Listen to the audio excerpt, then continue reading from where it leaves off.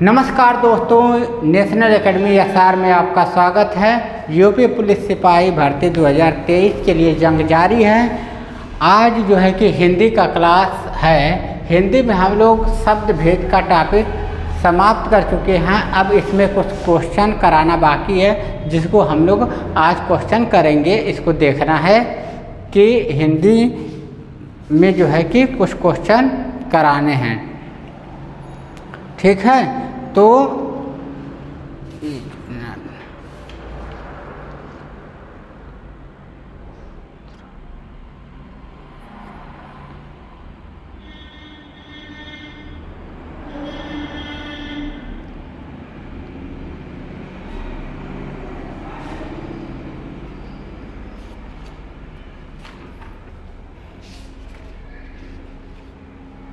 ठीक है, तो ये जो है कि यहाँ से जो है कि हिंदी का हम लोग आज क्वेश्चन करेंगे। ये टॉपिक हम लोग कंप्लीट कर चुके हैं। तो पहला क्वेश्चन आइए देखते हैं क्या है। पहला क्वेश्चन जो है, उत्पत्ति के आधार पर शब्द के कितने भेद होते हैं। उत्पत्ति के आधार पर शब्द के कितने भेद होते हैं। तो उत्पत्ति के आधार पर शब्द के 5 भेद होते हैं, जो कि हम लोग पढ़ चुके हैं। पिछले जो बच्चा मतलब पीछे का क्लास नहीं देखा है, वो पीछे इसका क्लास देख ले, तब ये क्वेश्चन समझ में आएगा, नहीं तो समझ में नहीं आएगा। तो उत्पत्ति के आधार पर शब्द के कितने भेद होते हैं, यहाँ पे हम क्वेश्चन को इसको सॉल्व करेंगे कि उत्पत्ति के आधार पर क्या है। तो यहाँ पे क्या होता है, उत्पत्ति के आधार पर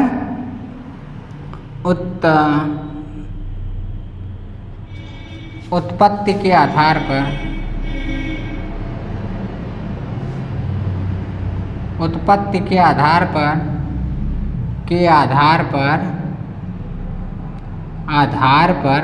शब्द कितने होते हैं। शब्द 5 प्रकार के होते हैं। शब्द यहाँ पे क्या हो जाएगा, शब्द 5 प्रकार के होते हैं। 5 प्रकार, शब्द 5 प्रकार के होते हैं, ठीक है।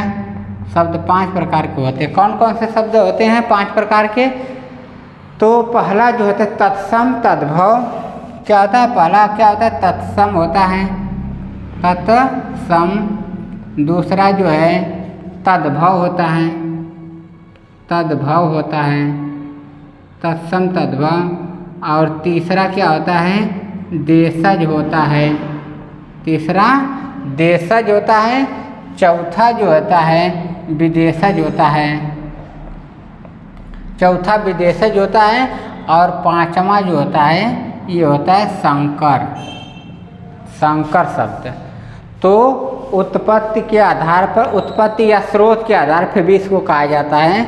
उत्पत्ति, स्रोत, इतिहास के आधार पर भी अगर क्वेश्चन पूछे तो क्या हो जाएगा, इसका आंसर यही हो जाएगा कि इतिहास, उत्पत्ति, स्रोत के आधार पर कुछ भी अगर पूछे तो शब्द 5 प्रकार के होते हैं। तत्सम, तद्भव, देशज, विदेशज, देशज और विदेशज, विदेशज और संकर, ये 5 प्रकार के होते हैं, जिसको हम लोग पढ़ चुके थे कि तत्सम क्या होता है, जो संस्कृत से का ज्यों का त्यों, यानी सीधे जो संस्कृत का शब्द प्रयोग होता है उसको तत्सम शब्द कहा जाता है। तत् का मतलब होता है समान, यानी उसके समान, किसके समान, संस्कृत के समान जो शब्द होते हैं उसको तत्सम कहा जाता है। तद्भव, संस्कृत का विकृत रूप परिवर्तित होकर जो शब्द आते हैं उसको तद्भव कहा जाता है।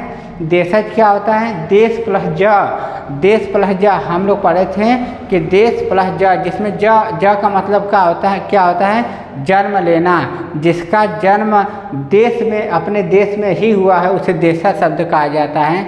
और या तो इसको ये कहा जाए जिसके उस पर जिस शब्द की उत्पत्ति का पता न चले, जिस शब्द की उत्पत्ति का पता न चले उसे देशज शब्द कहा जाता है। तो देशज और विदेशज, ज लगा है, इसका मतलब क्या है, जन्मा हुआ।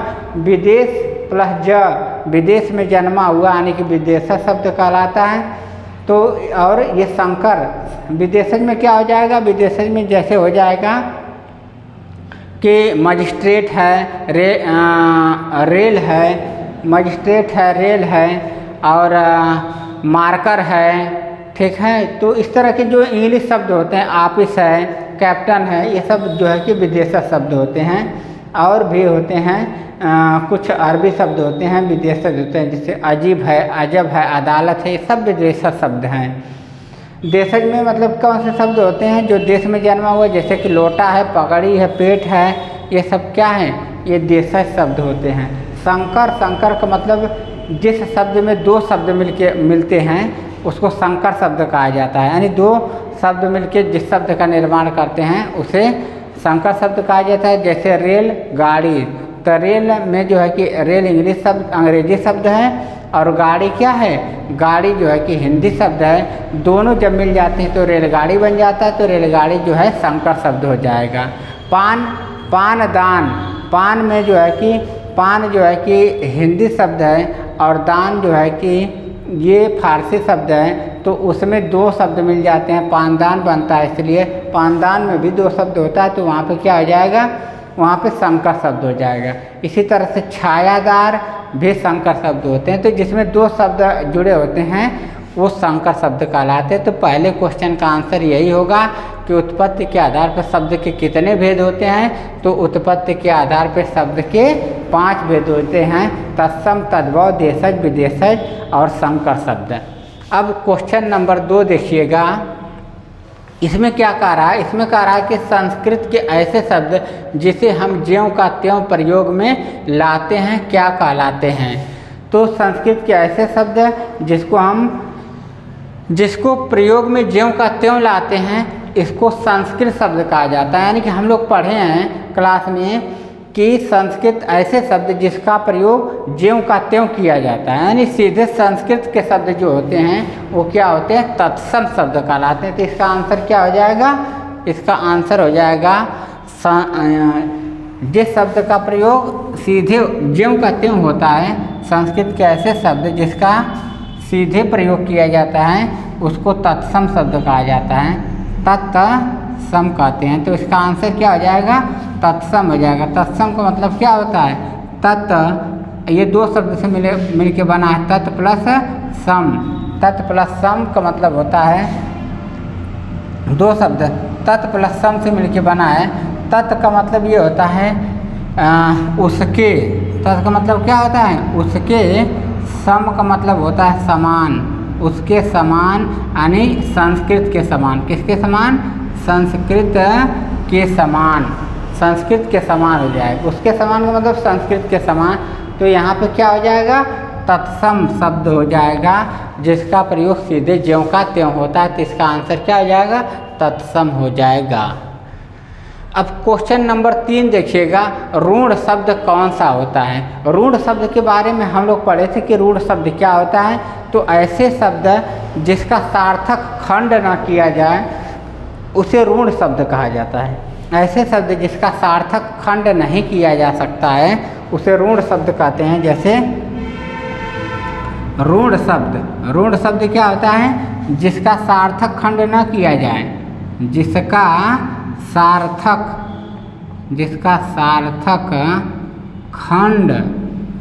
खंड न किया जाए,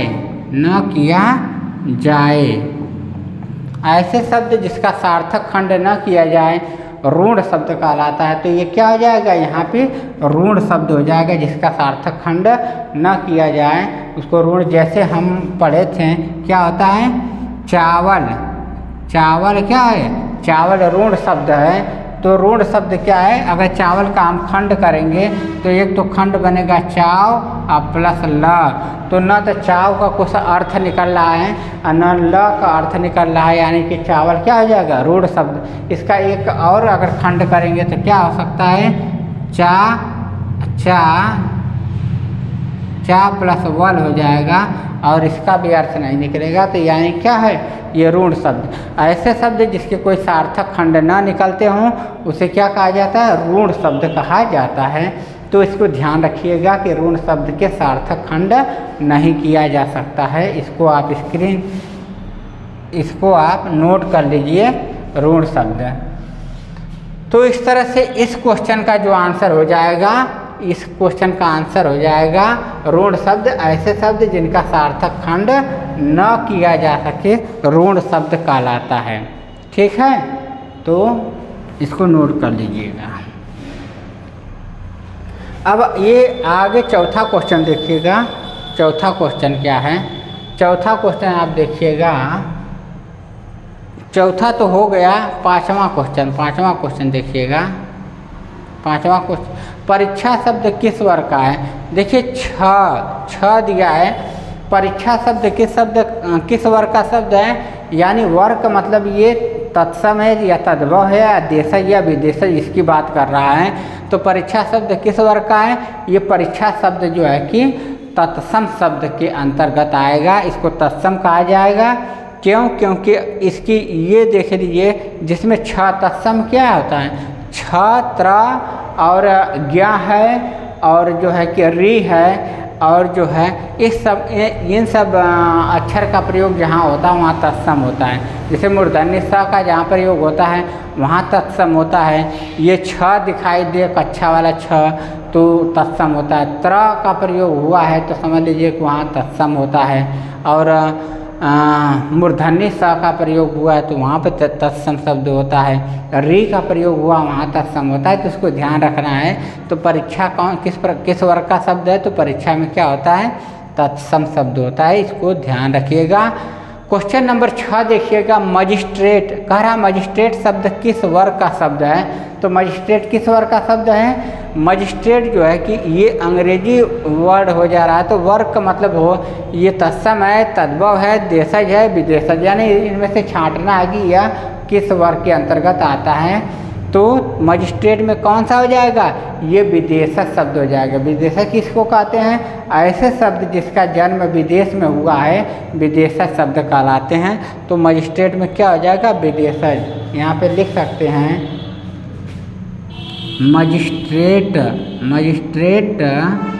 मजिस्ट्रेट में विदेशज है, विदेशज शब्द है।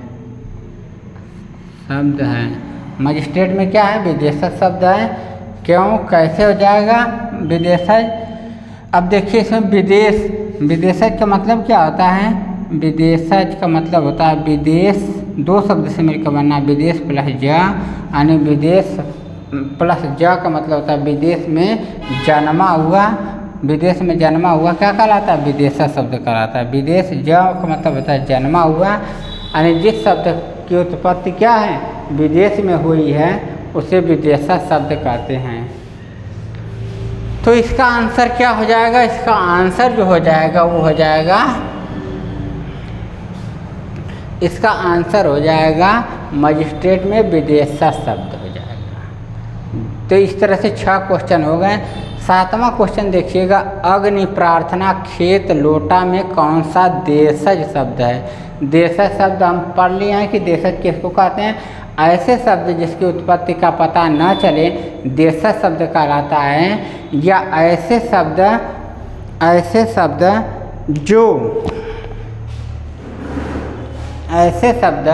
जिसकी उत्पत्ति का ना पता चले, ये तो देशज शब्द कहलाता है।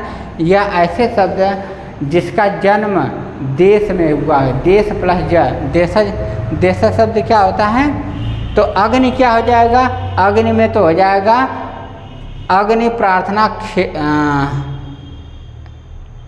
इसमें क्या कर रहा है? अग्नि, प्रार्थना, खेत, लोटा में कौन सा देशज है? तो अगर इसको हम देखें तो क्या हो जाएगा? इधर देखिएगा। अग्नि क्या हो जाएगा? अग्नि वैसे भी संस्कृत शब्द है। अग्नि में क्या है? संस्कृत शब्द है अग्नि। तो अग्नि संस्कृत शब्द है, तो इसको क्या बोलेंगे? तत्सम शब्द है। अग्नि क्या है? तत्सम शब्द है। ये जो है संस्कृत शब्द है। संस्कृत शब्द सभी तत्सम शब्द होते हैं। तो अग्नि क्या हो जाएगा? तत्सम शब्द हो जाएगा। और जो है कि प्रार्थना क्या है? प्रार्थना भी क्या हो जाएगा? तत्सम शब्द हो जाएगा। प्रार्थना क्या हो जाएगा? तत्सम शब्द हो जाएगा।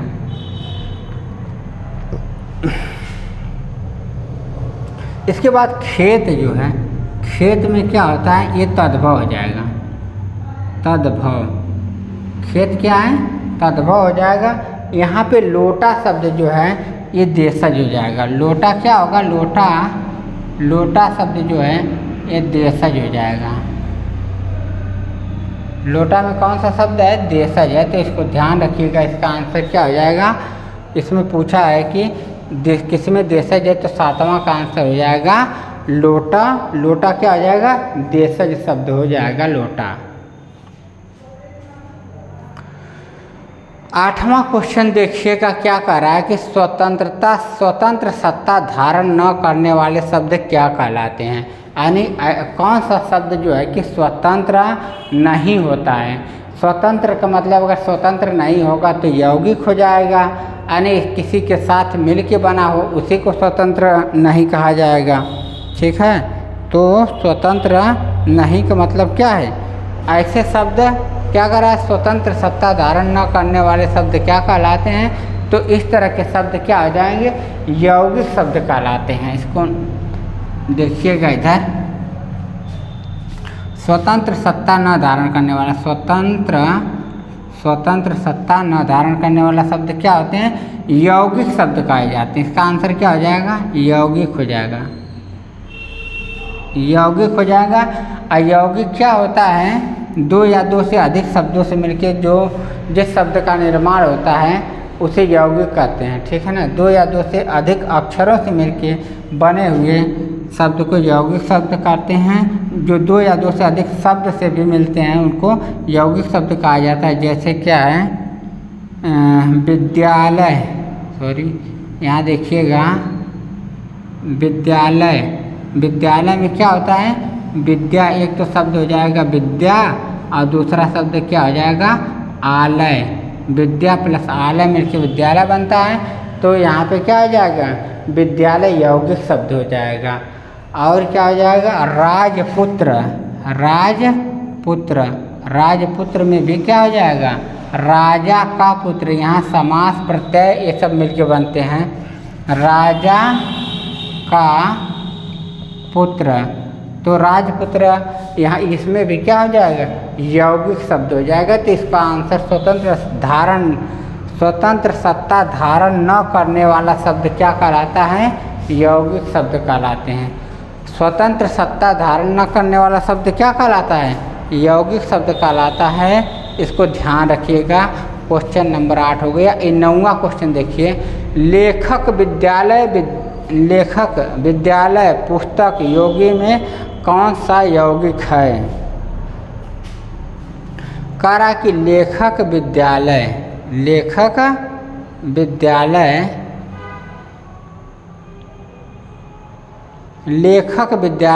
2 बार लिखा गया था।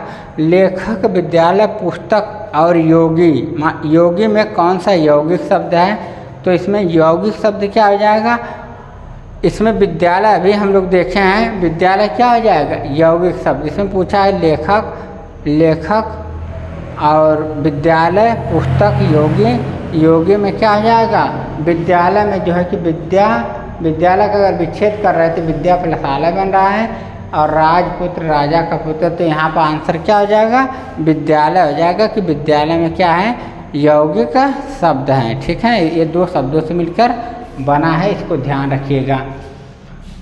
तो क्वेश्चन नंबर 10वां देखिएगा, प्रयोग की दृष्टि से सूक्ष्म अंतर करने वाले शब्द क्या कहलाते हैं। प्रयोग के दृष्टि से सूक्ष्म अंतर व्यक्त करने वाले शब्द क्या कहलाते हैं, ये क्वेश्चन है। प्रयोग की दृष्टि से, इसमें प्रयोग के दृष्टि से सूक्ष्म अंतर करने वाले शब्द क्या कहलाते हैं, इसका आंसर निकालना है कि क्या कहलाते हैं। तो इसमें ये क्वेश्चन ऑप्शन में क्या दिया था, इसको देखना है। प्रयोग के दृष्टि से यानी प्रयोगात्मक, समानार्थक, अनेकार्थक और विपरीतार्थक, इसका ये देखना था कि ऑप्शन में क्या दिया है।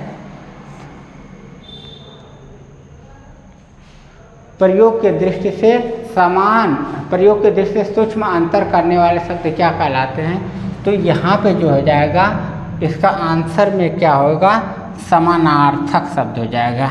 यानी समान, यहाँ जो हो जाएगा समानार्थक शब्द हो जाएगा, समानार्थक शब्द हो जाएगा। क्या हो जाएगा? समानार्थक। प्रयोग के दृष्टि से सूक्ष्म अंतर करने वाले शब्द क्या कहलाते हैं? यानी बहुत थोड़ा सा अंतर होता है समानार्थक।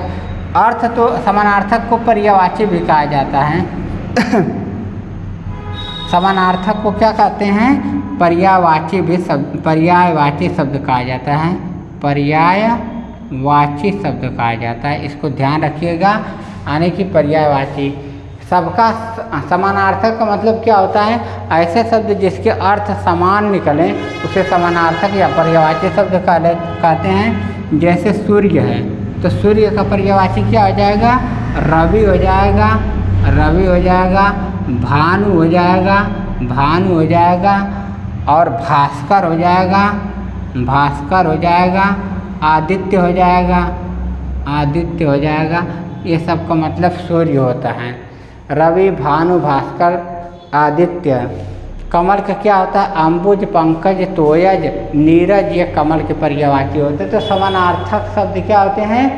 ऐसे प्रयोग की दृष्टि से सूक्ष्म अंतर करने वाले शब्द समानार्थक कहलाते हैं या पर्यायवाची कहलाते हैं। जैसे कि ये सूर्य का रवि, भानु, भास्कर। कमल का पर्यायवाची अगर करें तो कमल की क्या हो जाएगा? पंकज हो जाएगा, नीरज हो जाएगा, जलज भी हो जाएगा, तोयज हो जाएगा, अंबुज हो जाएगा, ये सब हो जाते हैं। क्वेश्चन नंबर 11 देखिए, विभावरी किस प्रकार का शब्द है? विभावरी किस प्रकार का शब्द है? तो विभावरी में इसमें पूछ रहा है, विभावरी को पूछ रहा है कि विभावरी में किस प्रकार का शब्द है। तो इसको अगर देखा जाए तो ये पूछ रहा है कि इसमें तत्सम है, तद्भव है, देशज है या विदेशज है। तो विभावरी शब्द में ये पूछ रहा है कि तत्सम, तद्भव, देशज, विदेशज क्या हो जाएगा? तो विभावरी का हो जाएगा, ये तत्सम शब्द है, ठीक है ना। व का एक बात ये भी ध्यान रखना कि व का प्रयोग जितने शब्द में होता है वो ज़्यादातर जो है कि व का प्रयोग तत्सम शब्द में ही होता है। तो विभावरी किस प्रकार का शब्द है? विभावरी जो है कि तत्सम के अंतर्गत आता है। नहीं, इसका आंसर जो हो जाएगा तत्सम हो जाएगा। विभावरी, विभावरी क्या हो जाएगा? तत्सम शब्द। विभावरी क्या है? तत्सम शब्द है, तत्सम शब्द है, ठीक है। इसका आंसर यही हो जाएगा। और तत्सम जान ही रहे हैं, जो संस्कृत शब्द होते हैं वो तत्सम शब्द कहा जाता है। तत् मतलब उसके, सम मतलब समान, यानी संस्कृत के समान। तो तत्सम शब्द क्या हो जाएगा? विभावरी हो जाएगा। क्वेश्चन नंबर 12 देखिएगा, क्वेश्चन नंबर 12, पड़ोसी, गोधूम, बहु, शहीद में तत्सम शब्द कौन सा है? अगर हम ये कहें कि पड़ोसी में कौन सा शब्द है तो यहाँ पे देखेंगे तो पड़ोसी क्या है? पड़ोसी में देखें तो ये तद्भव हो जाएगा। पड़ोसी क्या हो जाएगा? तद्भव हो जाएगा। तद्भव शब्द होता है पड़ोसी में। और ये बहु का बात करें, बहु का, तो बहु में भी क्या हो जाएगा? तद्भव शब्द हो जाएगा। क्या हो जाएगा? बहु तद्भव हो जाएगा। बहु में तद्भव हो जाएगा। शहीद की अगर बात करें तो शहीद भी क्या होता है? शहीद में भी तद्भव हो जाएगा। शहीद में क्या हो जाएगा? तद्भव हो जाएगा। ये सही शब्द। यहाँ पे गोधूम शब्द जो दिया है, गोधूम शब्द जो दिया है, यहाँ गोधूम शब्द जो दिया है, यहाँ पे गोधूम शब्द जो है ये तत्सम शब्द है। यहाँ गोधूम शब्द क्या है? तत्सम शब्द है। इसको ध्यान रखिएगा। गोधूम क्या होता है? तत्सम होता है। गोधूम, इसका आंसर क्या हो जाएगा? तत्सम हो जाएगा। गोधूम, इसका तद्भव क्या हो जाएगा? इसका गोधूम का तद्भव जो होगा गेहूँ हो जाएगा। क्या हो जाएगा? गेहूँ हो जाएगा।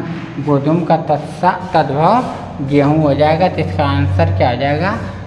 ये गोधूम हो जाएगा, तत्सम शब्द है। बैंक, मुँह, मर्म, प्रलाप में तद्भव शब्द किस में है? तो अगर देखा जाए बैंक, मर्म, बैंक जो है ये क्या हो जाएगा, बैंक में जो है देखा जाए तो ये बैंक जो है ये विदेशी शब्द होता है। बैंक क्या है, बैंक जो है अंग्रेजी शब्द है बैंक, तो ये जो है कि विदेशी शब्द हो जाता है। इसको लिखिएगा, विदेशी शब्द है बैंक, क्या विदेशज है। मर्म अगर करें तो मर्म में क्या होता है, ये तत्सम हो जाता है। मर्म क्या है, तत्सम हो जाएगा। प्रलाप में तद्भव, प्रलाप क्या होता है, प्रलाप भी जो है कि तत्सम हो जाएगा। प्रलाप में क्या हो जाएगा, तत्सम हो जाएगा प्रलाप। और यहाँ पे मुँह, अगर मुँह देखें तो मुँह में क्या हो जाएगा, तद्भव हो जाएगा। मुँह में क्या हो जाएगा, मुँह जो है ये तद्भव,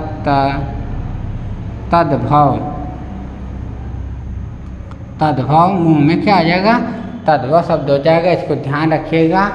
इसका आंसर क्या हो जाएगा, मुँह हो जाएगा। यानी क्वेश्चन नंबर 13 कंप्लीट हो रहा है। तो ये रहे कुछ क्वेश्चन जो है कि शब्द भेद के 13 क्वेश्चन हम लोग देख लिए हैं। अब देख लीजिएगा, एक क्वेश्चन का स्क्रीनशॉट लेना चाहते हो तो ले लीजिए। अब जो है कि आगे कुछ क्वेश्चन हैं जो कि हम अगले वीडियो में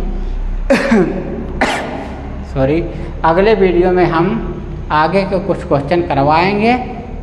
फिर जो है कि इसके बाद इस टॉपिक की समाप्ति करेंगे। अभी कुछ क्वेश्चन है जो कि आगे की वीडियो में कराया जाएगा। अब आप लोग बताइए कि ये क्लास कैसा लगा।